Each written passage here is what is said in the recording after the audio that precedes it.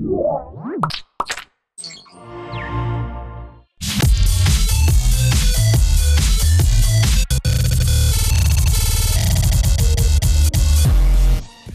time on the show, cookies beware, it's session hijacking time. Then Darren reports from Chicago with a 28-foot multi-touch bar, plus websites made easy with Komposer, a BackTrack versus Blackbuntu review, and a whole lot more, this time on Hak5.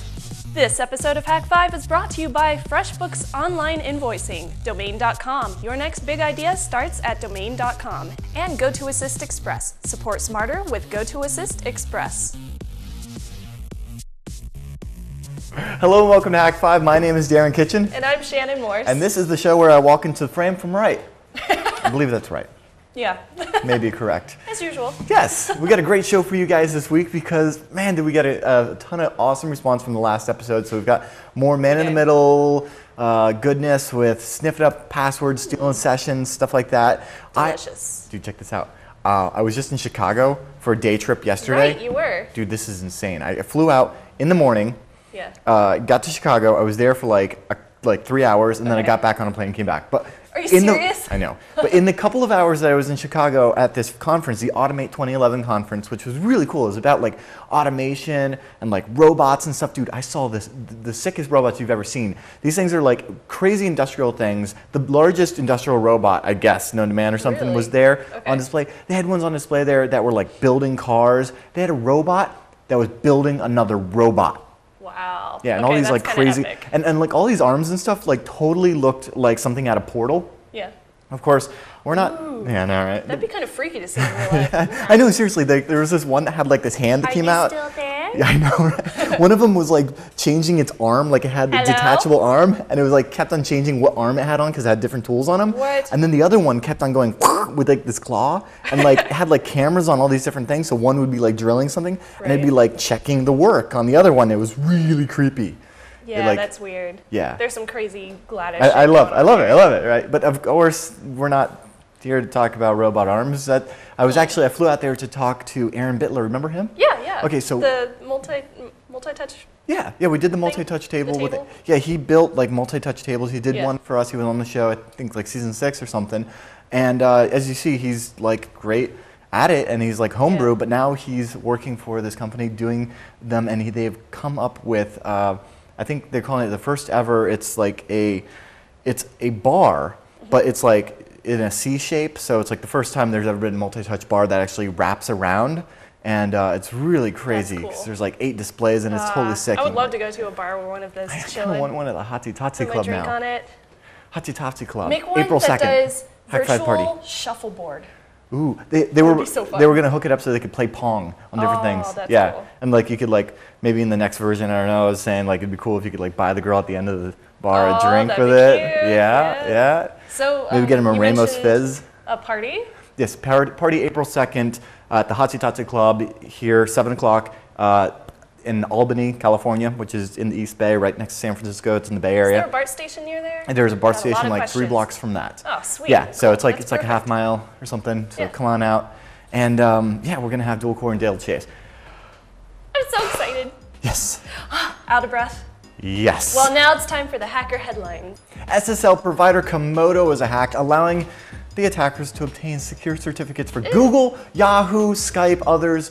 Komodo is claiming that this sophisticated attack must have been actually state-driven against their European provider. Their own incident report actually points out that the IP addresses were from Iran. And while simply obtaining these certificates don't allow anyone to don't actually make the sites vulnerable, it would allow someone to sniff passwords, read emails, and things of that nature if, of course, you were and impersonate these legitimate sites if you were the man in the middle, which you could do if you were, say, Iran and you controlled the nation's telecommunications infrastructure. That's no good. Pointing that out. So also in the uh-oh category, the RSA's secure ID systems have been hacked. Yes, the Secure ID is a tool that authenticates by having you key in a password, but it also has you key in a series of random numbers. A few days ago, the tool sent out an email to its users saying that it was a victim of a hack that extracted certain data from the RSA system. the data that was directly related to their Secure ID two-factor authentication tools. Uh-oh. Yeah, this affects like a lot of customers. A lot of companies. And they've been saying that it wasn't directly targeted towards the actual authentication mechanism, but it's like full disclosure, they have to, you know, because that's what they do. They do two-factor authentication. They have to tell their customers. So I don't know, it kind of makes people's confidence waver and that sort of thing. So the RSA said that it's not that bad, but make sure you beef up your security at your company. Like make stronger passwords. Thanks, guys. Because obviously just another person saying that is really going to get people to change their passwords. Okay, so check this out. Say you wanted to build your own Stuxnet-like worm and attack SCADA systems. Well, now your job for that could be a lot easier. Security researcher Luigi Arima, I'm that lower third. I am so sorry. Basically released a proof of concept code for 34 vulnerabilities affecting SCADA systems found in Siemens, Iconic, 7 Technologies, and DATAC. Basically, the code released through BugTrack mailing list doesn't affect the back-end systems, but merely the operating platforms. However, this could allow an attacker to potentially crash systems, retrieve sensitive data, or just dig deeper into the network. So, hey, you know the Nintendo 3DS is out, right? I'm excited about that. I know, so am I. So you can go over to your local retailer and demo, I think it's Pilot Wings or whatever 3D game is out. Yeah, I'm excited about Pilot Wings, that's cool. So yeah, the demo units, they've been available to play in stores, but they won't let you check out the menu or the specs underneath the games that autoplay on the devices, which kind of stinks because I totally want to see how the menu sets up and stuff. Luckily, there's a nice little hack to let you get into the main menu and see what lies beneath inside those awesome new toys. So check out the link and give it a try. Ooh, guess what else you can give a try? You can find out if, say, your ISP or your government is messing with your data. Really? Yes, in the wake of the internet blackouts at Egypt and Libya, basically Google is announcing awards to for at least $1 million to Georgia Tech researchers who are working on tools for web users and users of smartphones and tablets to detect whether your ISP is actually adhering to service level agreements or if data is being tampered with. That's It seems to be like this is in the news a lot. All right, well, I don't know about you, frustrating. but I kind of have like headline hangover. Yeah? That's a lot of headlines. So how about some kittens? Kittens? Meow. What kind of kittens? Keyboard kittens? Ooh, I love keyboard kittens. You know what else I love? I love the hack tip. This week's hack tip comes to us from Gary. Websites always make you log in with a username and a password, which is great, but when you're logged on to their pages all cozy and logged in, you're browsing insecurely on a regular old HTTP site.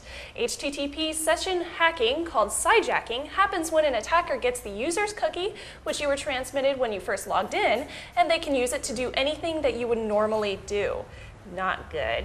The only way to really protect yourself from this is through SSL or HTTPS, like what you see on your banking websites, and now Facebook and Twitter, hopefully.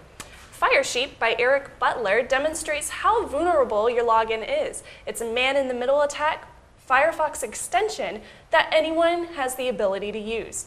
To use Firesheep, first make sure to download WinPCAP. Then download the browser extension and open it using Firefox by dragging it into your list of extensions and add-ons, which you may need to restart Firefox. I did when I downloaded it. Go to View Sidebar Firesheep and enable it, and now simply click Start Capturing and you'll be able to see the usernames and photos of anyone on your network that logs into one of the specific sites that Firesheep uses. Click on the name or photo of anyone on the list and you are now logged in as them with the ability to do whatever you want as them on that site. It's scary, huh? So Darren, you got some Twitter action going on? Yeah. So I'm here. I'm on the Twitter. I'm on the social network doing all that fun stuff. I know that you're already following up with last week's hack tip. So you're arp-cache poisoning me. I have Cain and Abel going right now. I'm arp-cache poisoning to your laptop. So my laptop full routing. My laptop thinks that you're the router. Yes. And the router thinks that you're my laptop. Exactly. So, I'm a man in the middle right now. All right, so I'm going to go ahead and do something on Twitter. And I'm going to start capturing. There you go. Bam, there you are already. So I can double click on your name. And, oh no. Hey, look at Kirby. Oh, she's so no. cute. See, this is where the demo goes all wrong when now Shannon has access to my Twitter. Thankfully, she can't do things like change my password because it would actually ask her for my password and she only has my cookie. But still. Ah! What are you doing? Nothing. What? Nothing. Oh. This is not going to be good. So luckily, you know, Twitter and Facebook have caught on to this and have enabled the ability to use HTTPS secure logins. So if you haven't updated your settings, do it right now before I get on the same wireless router as you guys. Do you guys have a tip to share? Email them to tips@hak5.org and we'll show them off. We'll be back after a word from our sponsors. Thanks to FreshBooks for sponsoring this episode of Hak5. FreshBooks is an easy-to-use online invoicing service. It saves you time, gets you paid faster, and makes you look more professional. And here's the extra promise. You might actually enjoy invoicing. I know I like it a lot better than using Excel spreadsheets. If you're just getting started, you can check it out completely free. Just go on over to freshbooks.com, sign up for a free account, and when they ask you where you heard about them, just go ahead and put in Hak5 because check this out. You could be entered to win a birthday cake. Every day they're giving away a birthday cake and it could be yours. It doesn't have to be your birthday. Just let them know that Hak5 sent you when you sign up for free at FreshBooks.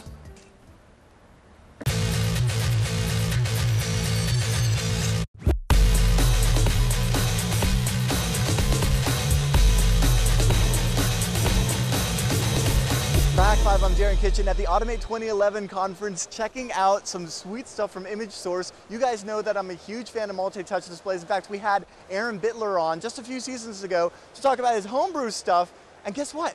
He's here. Let's check it out.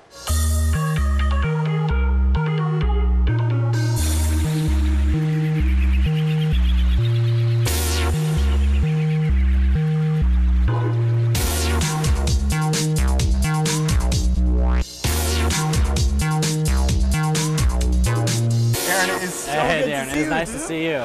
Last time we got together, you were at like your parents' place building multi-touches in the garage for Virginia Tech.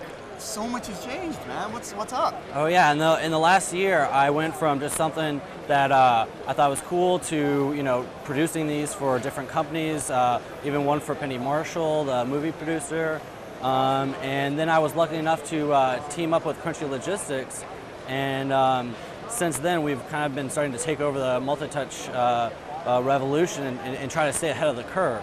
Yeah. Well, this is really exquisite, yeah. I gotta say. You know, it's just a much grander scale, but how much of this technology here is similar to, say, for instance, the multi-touch that we saw on Hak5 last? Well, the fundamentals are basically the same. It's optical based, and you're using infrared light. But there's a lot of little things that you kind of learn as you go that a lot of people, you got to try it before you even know if it's going to work. And so it's just kind of a learning curve. So what would you say is the biggest challenge making a 28-foot odd, irregular shaped multi-touch bar? I guess, making it seamless in a way that an operating system would see 8 monitors or 8 displays and then stitching them together with DirectX or OpenGL, and then making touch seamless across that irregular shape. So tell me about the graphics card. What's actually running inside of here hardware-wise? Well, we actually have one of the latest Sandy Bridge Intel processors, and it is a powerhouse. The Sandy Bridge processor chipset is really great. We have a lot of RAM. We have actually ATI Radeon 5870s, which we have two of them, and they have 2 gigs of memory, and they have 6 independent outputs each. So 2 graphics cards for this 28-foot. How many? I mean, I'm assuming this is LCD or rear projection. It's rear projection. And so you've got essentially 8 monitors, or however many projectors you have in here. How do you run that off of those 2 cards? Well, basically we had to crossfire them, or in NVIDIA's terms, SLI them, to be able to process this many particles and this type of graphic engine all together without stuttering or losing frame rate. And why ATI instead of NVIDIA with the SLI? Is there a real difference? I mean, there's also Matrox. They make some good multi-headed cards too. We've actually tried both NVIDIA and Matrox. And the problem that we run into is when you're going over 2 cards to run simultaneous displays, you get stuttering in between them. ATI was the only one who could do Eyefinity. NVIDIA kind of went in a different direction for powerhouse type graphics, but their largest output card is 4 outputs independent, as far as I know. And we've tried their Quadro cards, and it just didn't work out. There are several projectors down Correct. here, putting the light on the back of this display. But is there, you know, what are the other elements that go into that? And how do we even track our fingers with the projection? Well, basically the way it works is you have a projector, and it's projecting onto a screen. And underneath the screen where the projector is, there's infrared lights, and they are shooting up, massive infrared lights, shooting up. And when you put your fingers on the screen like this, that infrared light is bouncing off your fingers and into the tracking program. And that's why you can have your fingers, you can have object recognition, and then you know, you can do so many cool things by bouncing infrared light off. That's insane. Now, are the infrared lights like here's the thing: the glass top is right here on the top of the table, and I don't see the infrared lights around the perimeter like I did on the last multi-touch, you did for the show. So where are the infrared lights? Well, for this one, we did a rear DI, rear diffused illumination setup. The previous model was FTIR, frustrated total internal reflection, and that's when we shot the IR lights through the sides. What we're doing now is we're shooting the IR lights from the bottom, and what that does is that allows us to do object tracking, which we could not do on the FTIR setup that I did for you. Nice. Now, before you were using like the Sony iToy because you had a good experience with that. It's kind of what the homebrew users were using. Now that it's no longer homebrew, what are you using? Now we're using the imaging source cameras. They're great cameras. They're, you know, the PS3 camera. It's a good camera, but that's where you start. You know, and you want to go to a more professional camera. You want something that's built, you know, for this type of technology. This is a machine vision camera, completely programmable, and the ones that are being used for the multi-touch bar here is what's called a CMOS camera, and completely programmable. And from the imaging source, you get all the SDKs needed to program the camera. The optics, on the other hand, it's quite an inexpensive lens. I think it's either a 2.9 or a 2.1 millimeter focus lens, depending on about 5 o'clock a.m. when they change them all. So what's coming out of here? I see Ethernet, and I'm assuming that's your power. Actually, there's an Ethernet. We have all protocols. We have FireWire, Ethernet, and USB outputs, and they're all pushed as AVI files. So everything's an AVI as it comes out of the camera. And what do you get out? I mean, what's the resolution and the color space? Is this 411, 422, 444? I understand. We can push RGB 24, RGB 32. It just depends on the camera and what you need. If you need a different driver from our company, you just let me know. But the same camera, and you just use different software, and can you get like raw uncompressed out of this? Yeah, you can get raw uncompressed. As a matter of fact, a bunch of my friends in astronomy use our cameras to look at the stars. Nice. And they love the raw uncompressed files, and then they take images for 180 seconds or so, and they mesh them together with a software called Registax. So. Yeah. And what's the actual resolution of your pickup there? The resolution of the cameras that we're using in the multi-touch is 740 by 480. So that's standard definition? That's a standard definition. And our cameras go from VGA resolution all the way up to 5 megapixel. Okay, so 5 megapixel of raw uncompressed is what you could get out of one of these? Correct. Wow. And you'd be pushing a whole lot of information. Yeah, you'd need a SAN, a very fast SAN, just to get this. Is this OpenGL? Is this DirectX? This is pulling DirectX in through an engine called the Mercury Particle Engine.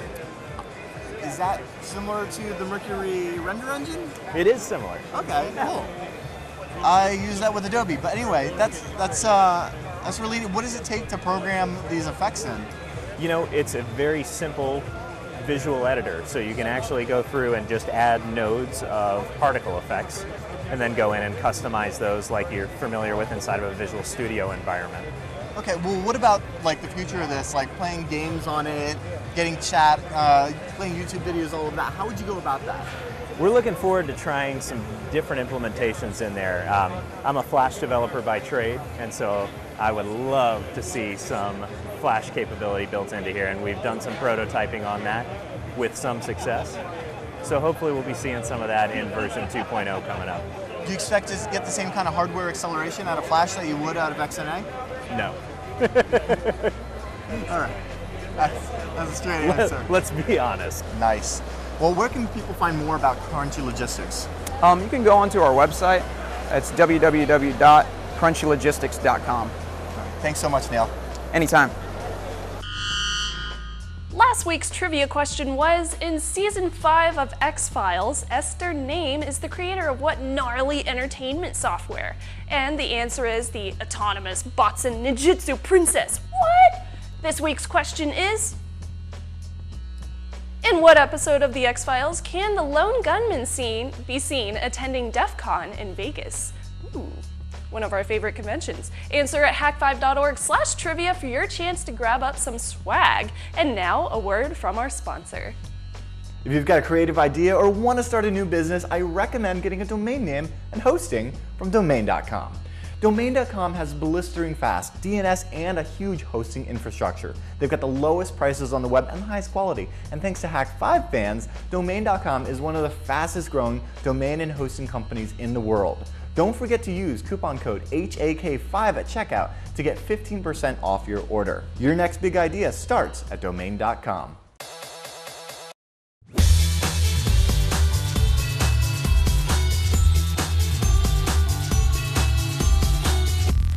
I love creating websites, and I have been doing so since I was in middle school, way back in the day, and it was really easy. I can move around some photos and text, and I could change the color, I could click save, and I was done.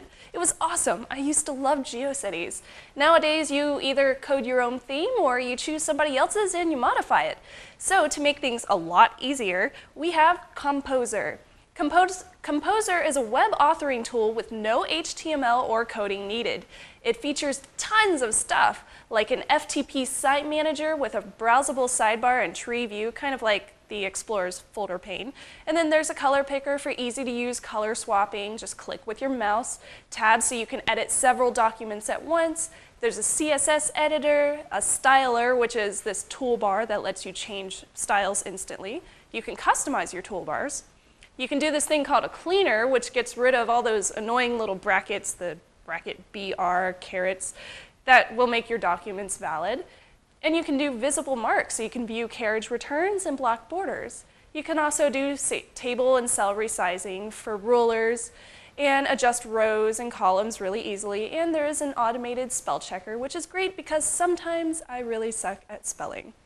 So I really just wanted to give you guys a quick overview on what it does, how it looks, and how to get around in the program. So I've pulled up Komposer right here on my website. You can download it from komposer.net. And this is what the tool looks like when you first open it. When you actually do start it up for the first time or every time, you get a whole bunch of these really nice tips that are actually quite useful, so I suggest reading through all of those. And then you go through the normal menu. You have your open file, or you can do your recent pages. Like for me, I have the Hack Shop open right now, so you can see what it looks like. Under Edit, you can do things like copy and paste as usual. Paste without formatting, find and replace, so you can find certain words, like I could find all the words FAQ or all the policy words and change it to something like frequently asked questions actually written out. Pretty much whatever I want. You can check the spelling as usual in the publishing site settings. Under View, you have the choices of your toolbars, which ones you want to be shown. For myself, I like to have all the toolbars showing, so I know exactly what I can do. And then you can do things like HTML tags and HTML source code. Under Insert, you can insert images, tables, cells, text, anything that you want. You have characters and symbols that you can choose from. You can insert smart widgets like this one that they have that says Made with Komposer button that you can add to your website. You have HTML and PHP code if you know how to do PHP coding. And you can do a lot of formatting. For example, I can change the font, the style, the text size, and the color, all the normal stuff. I can mess with the paragraphs and make them exactly how I want, kind of like you have in Word. I can increase the indents, I can decrease them, I can align stuff. I can do all sorts of things. And then under Table, I can insert tables, I can save them, I can delete them. Under Tools, I have a Markup Cleaner, which is the one that marks up all the brackets and cleans it up for you. I can validate my HTML, and I can go into the CSS editor. So under the CSS style sheet, you can change all sorts of stuff from your text, background, borders, even the boxes and lists. It's very, very nice and simple to use. And then if you have any issues, you can always go over to the help and browse their forums, which are very handy indeed. Down here under the image of the store, you can actually open up several different pages at once. So I can browse different ones, I can save them as I need to, and I can open them and re-edit them, pretty much do anything that I need to do. If I want to look at the HTML tags, I can go over to this tab right here. I can view the source over here, which is very handy, and I can also check out the nice preview without all the boxes around everything. So, all in all, I think Komposer is a very nice program to use. It kind of reminds me of the days back when I used GeoCities and made my own Sailor Moon web fan sites. I've talked about Radical Breeze and Komposer now, and do you guys have any kind of programs kind of like this? Make sure you email me over at feedback@hak5.org, and I'll definitely check those out. And now, a word from Darren with our road test. Once again, it's time for the road test, and this week I want to tell you guys about a piece of technology that you should steer clear of. It is the Corsair solid-state drive, the Force Series F120, and I'm sorry, I gotta say this is the worst solid-state drive I've ever seen. Half the time I boot into Windows, I get this, and then the other half of the time, if you go into suspend mode and come back from S3, well, guess what? Prepare for a blue screen because it can't find the drive. Ooh, it's even better when you boot up and it can't see your hard drive until you reboot again because the disk hasn't, what, spun up? Where is it a spin? There's no spinning. It's a solid state. It's a piece of crap. What do you guys like? What do you guys hate? Email me, feedback@hak5.org. I'm getting rid of this thing immediately. Jason, what do you like?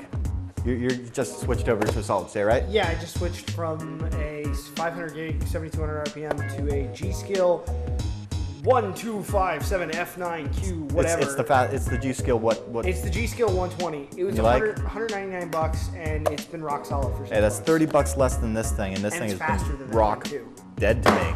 It's dead to me. Email us. And now, that's right, a word from our sponsor. If you provide technical support to friends, colleagues, or family, have you found an easy, cost-effective way to do it without being there in person? Well, the best way for me to provide technical support is to do it online with GoToAssist Express. GoToAssist Express lets you view and control another person's computer and quickly resolve technical issues. I've used it to help friends learn new software or to fix family computer problems without being there. Oh yeah, try GoToAssist Express free for 30 days. For this special offer, you must visit gotoassist.com/hak5. Again, that's gotoassist.com/HAK5 for a free trial.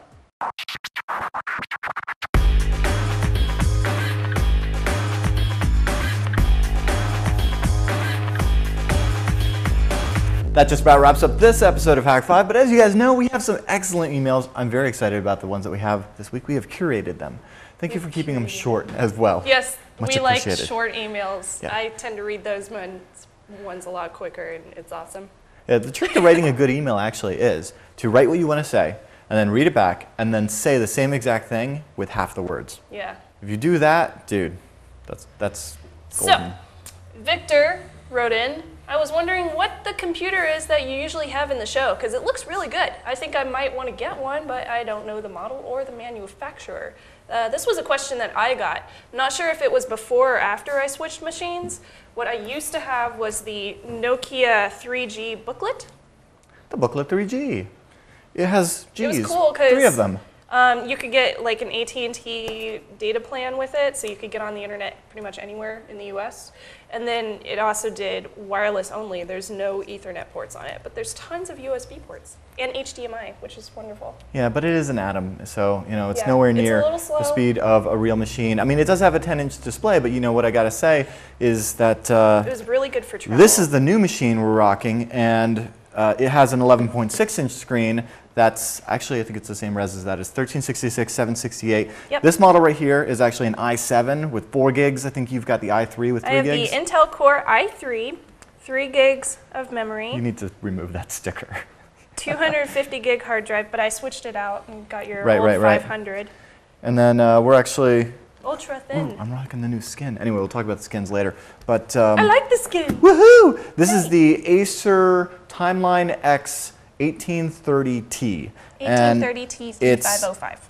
I love it, except I kind of wish that they put the header on for the mini PCIe on the bottom, because it would be useful if, say, I wanted to put a SIM card slot like the one there and get a SIM from T-Mobile, or I guess AT&T and T now, but memory whatevs, card or will things. be, or Doesn't hopefully it not. have memory card slots somewhere? No, I'm just talking about if I want to there put it a is. SIM card in it Yeah. and use it as a 3G modem rather than having a dongle. Nobody wants a dongle. The dongles coming out of stuff is no good. Dongle. Yeah. Prior to that, I was using this Monstrosity. 15.4-inch beast, pretty much just because it had NVIDIA graphics and a 1080p display, but I think this guy is getting retired, although it does have the really nice Hak5 like engraved sticker? wood. Yeah, it's a wood sticker engraved thing. It was laser engraved. It's pretty cool. That is so cool. I like And then, lasers. as you guys know, we've used lots of machines on the past, but I'll have some lower thirds with all of those, including EPCs and Acer Spire ones. Cool. Hooray! So, our next email comes from Juan. I was watching episode 903, and at the end, you have mentioned Blackbuntu.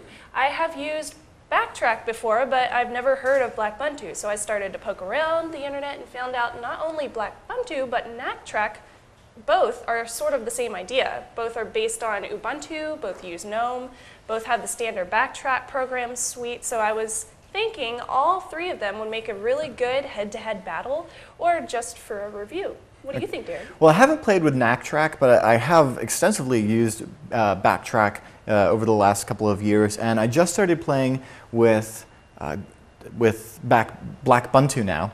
And I got to say, there's also what is it?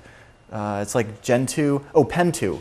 Oh, Pen2. It's based on okay. Gen 2 and it's pentest. I haven't played with that one yet. But so here are some of my thoughts. Basically, I played with Blackbuntu now for about a week. It's, prior to that, I've been using BackTrack since, well, version 3, like early, maybe even earlier than that. But anyway, but never as my primary OS. So basically, here are a couple of my observations. Essentially, Blackbuntu is based on Ubuntu 10.10 or Ubuntu, and it's running GNOME, which is a great Windows manager, I think, and it may be familiar to you, so that's kind of nice. Now, BackTrack is way more established than Blackbuntu. Blackbuntu is pretty new. Their version 0.2. Well, its counterpart, BackTrack, they're coming up on beta of 5.0, which looks so good. So BackTrack, though, Darren's excited. BackTrack's the basis for offensive security courses where you can get certified, and they teach all sorts of things from penetration testing to wireless attacks. And they have both like in-person and online learning scenarios, so that's cool for that.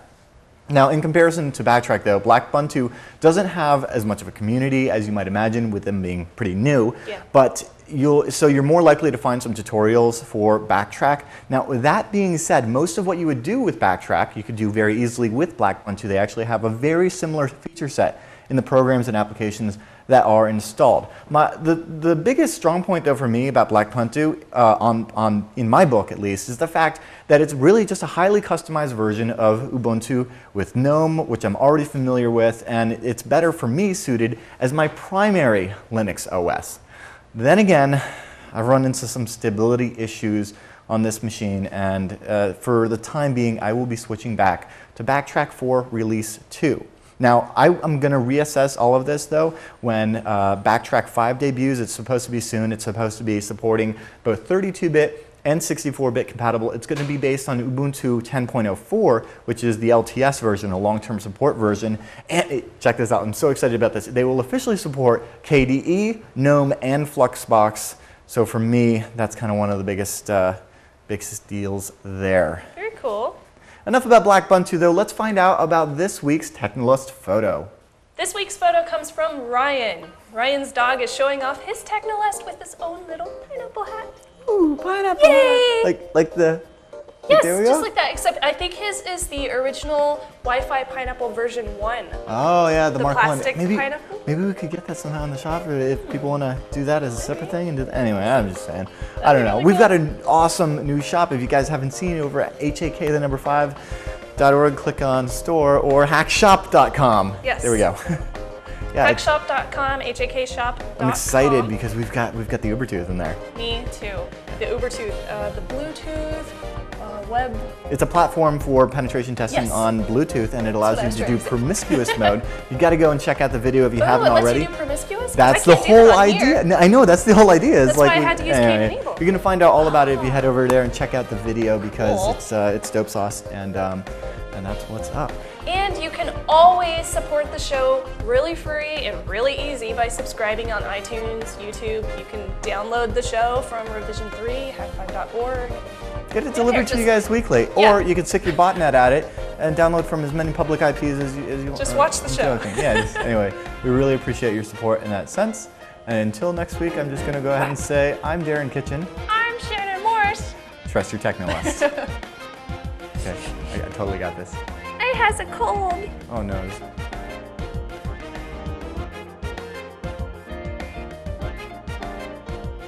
Did you get the clap? Okay, we're all good. Just stop the cameras.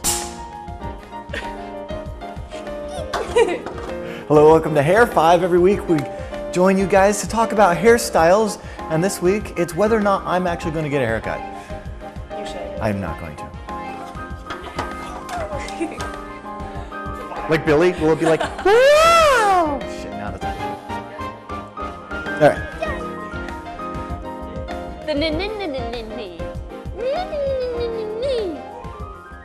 I hope it's not another 10 years, because I totally want to use one of these to buy this girl at the end of the bar a drink.